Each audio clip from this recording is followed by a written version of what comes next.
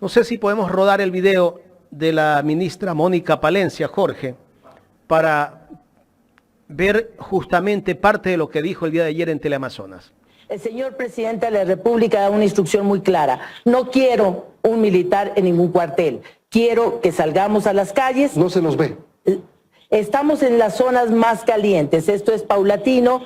Milton, no se da de la noche a la mañana. Sí se está, ya tenemos resultados plausibles. ¿Cuáles son? Por ejemplo, en Machala le cuento a usted que de un 2.8 que teníamos de incidencia en homicidios, hemos bajado afortunadamente a un 0.5. En Durán también ha habido una baja.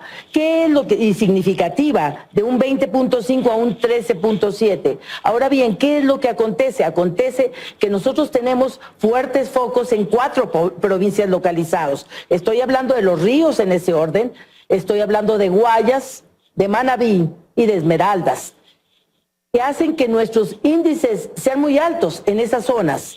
Y eso estamos atacando. Son 18 zonas que tenemos que trabajar. Principalmente las Fuerzas Armadas entran al tema de revisar la tenencia y porte de armas y la policía está haciendo un trabajo. Algo de... Bueno, ahí estaba la ministra de Gobierno, Mónica Palencia, que el día de ayer justamente conversaba con Teleamazonas. Vamos a hablar con el general Ramiro Mantilla, lo pone en pantalla. General, buenos días, gracias por aceptar conversar con Ecuador en directo. Bienvenido. Buen día, gracias por la invitación. General, justamente escuchábamos a la ministra de Gobierno que decía que el presidente de la República no quiere a ningún militar en los cuarteles y que tienen que salir a las calles, que tienen que salir a combatir a la delincuencia. ¿Qué criterio merece lo que está haciendo el gobierno, la decisión que ha tomado el gobierno de sacar a las Fuerzas Armadas a la calle? Y que dice ella que también el plan Fénix ya está en marcha y que están trabajando, que hay resultados, dicen. Bueno, el gobierno ha preferido mantener... Tenemos algún problema. Definitivamente creo que vamos a tener algún problema con la conexión. Ojalá podamos recuperar la señal. A veces ocurre esto, ¿no? Bueno. ¿Aló? General. ¿Me escucha? Ahí lo escucho. ¿Sí me escucha? Sí, lo escucho. Sí, le decía que el gobierno ha querido mantener en reserva las estrategias puntuales del plan Fénix, pero sin embargo, de lo que se conoce, se basa en 3 ejes: un eje de inteligencia, un eje tecnológico también, y las fuerzas de tareas conjuntas que está existiendo, un trabajo coordinado entre policía y Fuerzas Armadas. Y yo pienso que los primeros resultados se están mirando. Hay operativos de Policía Nacional y de Fuerzas Armadas que están dando resultados positivos, especialmente en Esmeraldas. Se ve un buen trabajo de Fuerzas Armadas con Policía Nacional. En Durán todavía no hay una consistencia fuerte con incidencia en el tema delictivo, pero sin embargo, no sé si por estas épocas de Navidad y Año Nuevo existe una disminución del delito de la violencia, o realmente es por la intervención en algunos sectores, como manifiesta la ministra, de intervenir en 18 puntos que la policía ha catalogado como violentos. Correcto. ¿Qué significa, qué puede implicar el plan Fénix, general? Entiendo que usted no es parte del gobierno, tal vez esa pregunta iría para la ministra, pero yo no le veo mayor cosa. No hay equipamiento aún en la fuerza policial, en las Fuerzas Armadas tampoco veo que el gobierno haya dicho, bueno, vamos a entregarle equipamiento. Veo a los mismos vehículos de la policía casi que destartalados. Por ahí Lazo dejó comprado unos cuantos, pero eso no es todo. Sí, la verdad, Policía Nacional está más afectada por la falta de recursos y de medios para cumplir con su trabajo. Pero sin embargo, las tareas investigativas son las que sí están dando resultado. y orientándose también a la desarticulación de grupos delictivos organizados. Pero sí se puede hacer, hasta que lleguen los recursos, sí se puede hacer mucho con lo que se tiene. Simplemente es una reorganización de fuerzas, es una planificación adecuada para que las intervenciones en estos sitios en donde están tomados los territorios por los GDOs, empiece a haber una intervención sostenida de Fuerzas Armadas y de Policía Nacional, pero unido a una investigación judicial previa para identificar, aunque ya se tiene identificado, ya se conoce quiénes son los cabecillas, pero no hay procesos legales sustentables y que permitan la detención de los miembros de estas organizaciones. Porque lo que está haciendo en este momento Fuerzas Armadas y Policía es un tema disuasivo. En Durán, por ejemplo, con los patrullajes, control de armas de fuego, control en las calles, son disuasivos, pero lo que más incide positivamente en la desarticulación de las organizaciones delictivas es los procesos judiciales en contra de ellos. Y eso es lo que está faltando, porque realmente hay una puerta abierta en el tema de la administración de justicia. En todos los casos en que la policía ha arrestado a miembros de las organizaciones delictivas con evidencias, con armas de fuego, con explosivos, los jueces y fiscales inmediatamente los dejan en libertad, ni siquiera dictan 30 días de instrucción fiscal. Entonces, esa es una debilidad del sistema y es por eso que el delito y la violencia no disminuye, porque no hay personas detenidas por estos delitos. General, en ciertos sectores, por lo menos de acá de Guayaquil, que conocemos nosotros, hay lugares donde los delincuentes cobran un peaje por la entrada de un vehículo, por la entrada de un taxi. Y creo yo que miembros de la policía, que corresponde patrullar este sector, saben de los hechos. ¿Por qué no se actúa? Mire, la policía comunitaria, que es la llamada a tener presencia en los barrios, en los sectores, en los espacios públicos, es débil en este momento. Hay patrulleros que no funcionan, como usted mismo lo dijo. El personal policial tiene el numérico mínimo y cuando se ocupa en un operativo no existe vigilancia en los barrios. Entonces todo eso saben los ciudadanos y también saben los delincuentes y aprovechan toda esa debilidad que tiene en este momento la policía comunitaria, la que debería ser fuerte para que tenga presencia en los barrios y sea una fuerza disuasiva para que los delincuentes no puedan hacer de las suyas. Todos vemos que están tomadas las calles por delincuentes y que empiezan a poner explosivos, empiezan a extorsionar. Es decir, el fortalecimiento de la policía comunitaria es fundamental para que se pueda recuperar el control del territorio en los espacios públicos. ¿Desde cuándo se desbordó todo, general? Porque hasta hace unos 7 años atrás o 6 años atrás no vivíamos este clima de violencia en este país. Así es. Mire que desde el 2018 empieza ya un incremento del delito y la violencia y en el 2020 ya tiene un incremento del 100%. Y esto es lo que ha pasado. No ha habido inversión en la Policía Nacional. Eso es lamentable, los gobiernos no han invertido y también hicieron o tomaron algunas decisiones equivocadas en el tema político. El juntar al Ministerio del Interior con el Ministerio de Gobierno, ese fue un gran error. El tema de la Secretaría Antidrogas, en este momento no hay una política antidrogas, siendo las drogas la principal amenaza, el narcotráfico es la principal amenaza que tiene nuestro país y no existe una entidad pública que determine la política antidrogas del país. Únicamente estamos esperanzados en los decomisos de droga y eso no es suficiente para solucionar este problema del narcotráfico. Entonces se necesita una política antidrogas con política pública y trabajar en unión todos los organismos del Estado, apuntando a la disminución de este delito.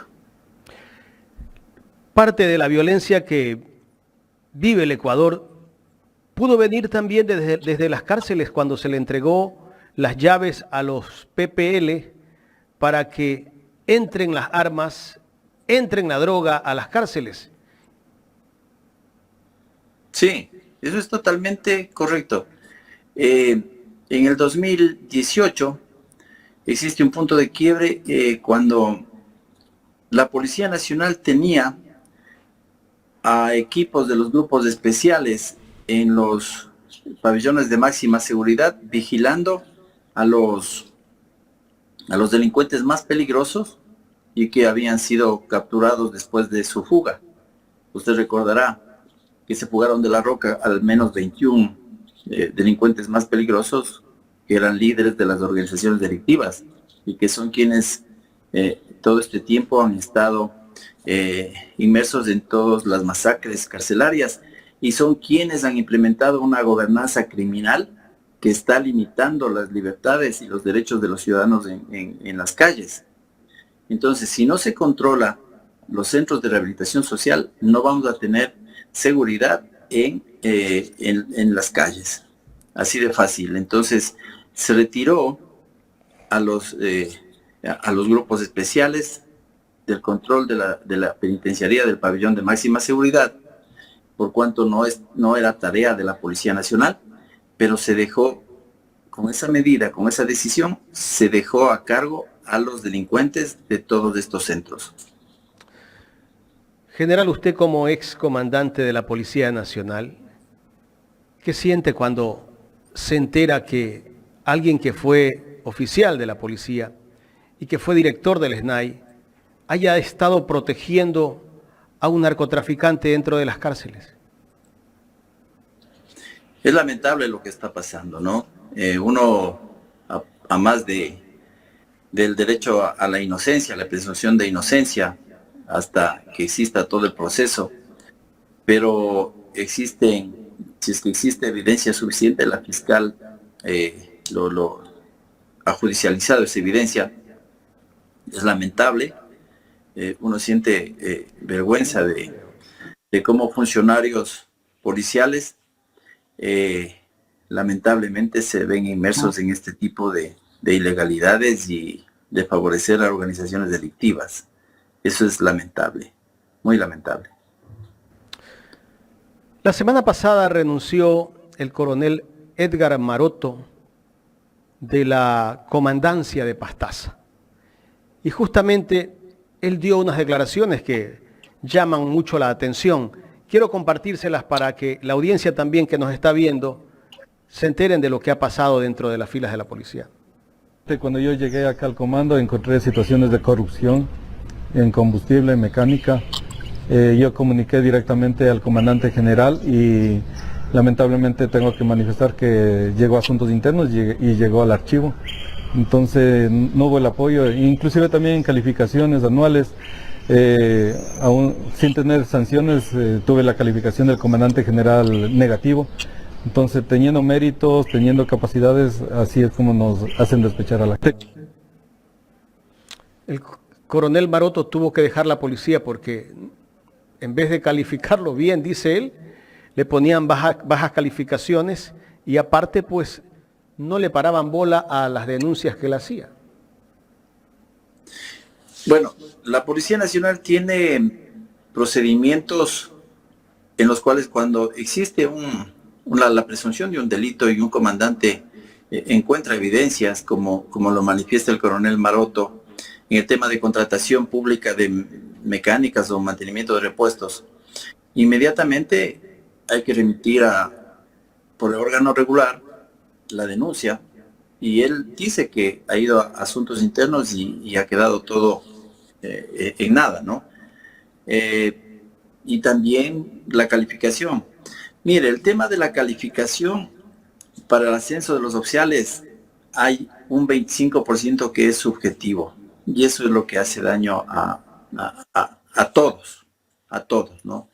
Todos hemos sufrido en carne propia esa discrecionalidad que tiene el Consejo de Generales en tiempo atrás y ahora una comisión que califica a los oficiales, en donde eso es subjetivo. Si tiene alguna información, quien está calificando una información no confirmada sobre un procedimiento o un comportamiento inadecuado, así no esté por escrito, esa calificación lo puede consignar en un porcentaje bajo y afecta al oficial que en méritos escritos y registrados tiene suficientes para ascender. Entonces eso desmotiva. Es lamentable que todavía no se haya solucionado esta forma de calificación. Claro. Y el general Maroto, el coronel Maroto, termina renunciando y la Guardia Civil Española se lo lleva para que vaya a dirigir una maestría, me parece, en temas de seguridad. ¿Cuánto pierde la policía? Si es que es así, que bueno. Claro. General, y justamente en los chats que se encontraron de Norero, hay alguien también, un oficial de la policía en San Borondón, que ha hecho arreglar 13 patrulleros con recursos de un narcotraficante. Mire, eso es más lamentable, ¿no? Es más lamentable. Yo no sé si el coronel, el teniente coronel, tenía conocimiento de quién era esta persona. Me imagino que sí, pero también posiblemente se estaba aprovechando. Habría que investigar con qué dinero arregló o si pidió a otras personas también para el arreglo. Pero esto se da exclusivamente por un asunto de que el gobierno no atendió los requerimientos de la Policía Nacional cuando es su obligación.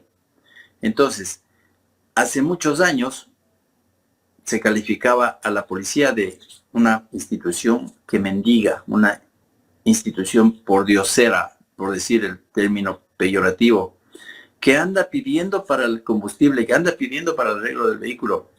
Eso no puede ser. El Estado, a través de los impuestos que pagamos los ciudadanos, tiene la obligación de dotar a todo funcionario público con lo mínimo para cumplir con su trabajo. Y eso los gobiernos, los últimos gobiernos no lo han hecho. Entonces es lamentable lo que ha sucedido. Y todo esto, cuando no da el gobierno, los policías hacen cualquier cosa, autogestión que se llama, pero ¿cuál es el costo? Este es uno de los costos de la carencia del gobierno para brindar todo el presupuesto, otorgar el presupuesto que por ley le corresponde para que pueda cumplir con su trabajo los policías.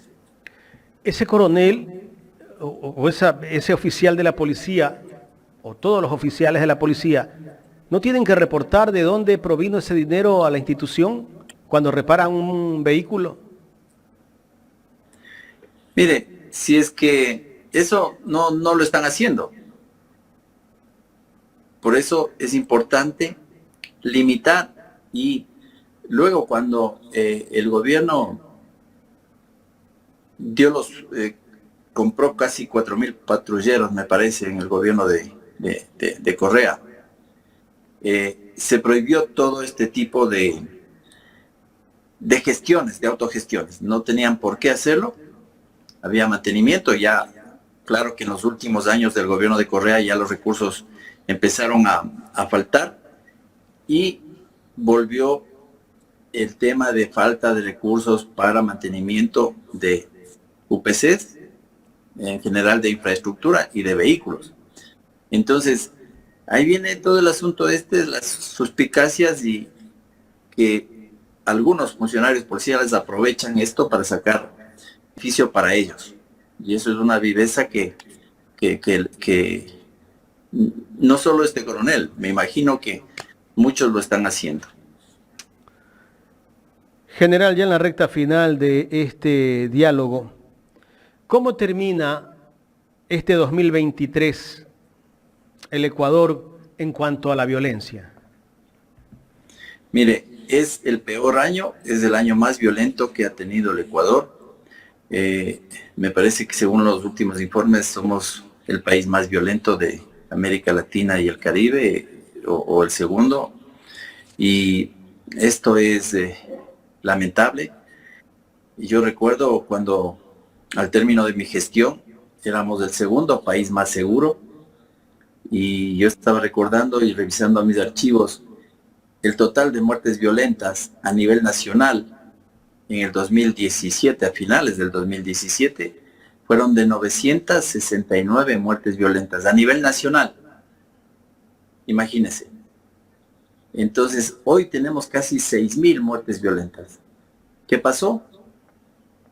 Después de todos esos años, ¿quién no hizo lo correcto? ¿Quién no gestionó? Porque la seguridad ciudadana hay que gestionar el día a día. Entonces, hay muchas interrogantes, pero nadie responde por las gestiones. Correcto. Y para bajar esos índices de inseguridad que tiene el país, general, yo creo que el Estado también tiene que hacer inversión pública, porque no todo es la policía ir con armas a combatir a la delincuencia. Si la gente no tiene trabajo, algunos optan por escoger ese mal camino. Así es. La policía, Fuerzas Armadas y todas las instituciones de seguridad pública son una estrategia de muchas para disminuir el delito y la violencia. Lo que reduce realmente son las estrategias sociales y comunitarias. Sociales en que el Estado pueda brindar más oportunidades de trabajo para jóvenes y que puedan tener un medio de sustento legal, como todos lo tenemos, y evitar que sean reclutados por organizaciones delictivas, que eso es lo que está sucediendo lastimosamente. Gracias, general Ramiro Mantilla. Gracias. El general Ramiro Mantilla, ex comandante de la Policía Nacional, conversando con Ecuador en directo en esta mañana.